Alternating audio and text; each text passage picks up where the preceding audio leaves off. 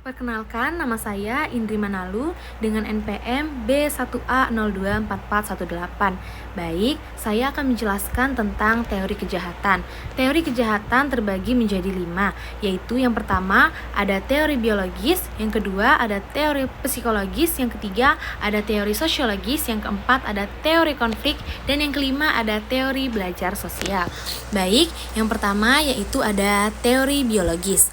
Teori ini percaya bahwa penyebab kejahatan ada dalam faktor biologis manusia, seperti gen, bentuk tubuh, struktur otak, atau keturunan. Contohnya, orang bisa punya kecenderungan kejam karena faktor genetik atau kelainan pada otak yang mengatur emosi. Yang kedua, yaitu ada teori psikologis. Teori ini fokus pada proses mental dan kepribadian individu. Orang melakukan kejahatan karena gangguan mental, trauma masa kecil, kurang empati, atau masalah dalam mengontrol dorongan emosi. Misalnya, pelaku kejahatan sadis sering ditemukan mengalami gangguan psikopatologi. Dan yang ketiga yaitu ada teori sosiologis.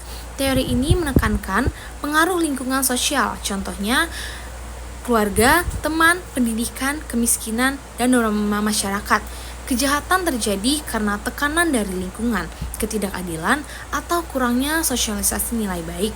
Misalnya, anak yang tumbuh di lingkungan kriminal lebih rentan menjadi pelaku kejahatan. Dan yang keempat, yaitu ada teori konflik. Teori ini melihat kejahatan sebagai hasil dari ketidakadilan dan ketimpangan sosial yang berkuasa membuat hukum untuk melindungi diri mereka, sedangkan kelompok miskin sering dikriminalisasi. Contohnya itu hukum berat untuk pencuri kecil tapi ringan untuk pelanggaran besar oleh orang kaya. Dan yang kelima yaitu teori belajar sosial.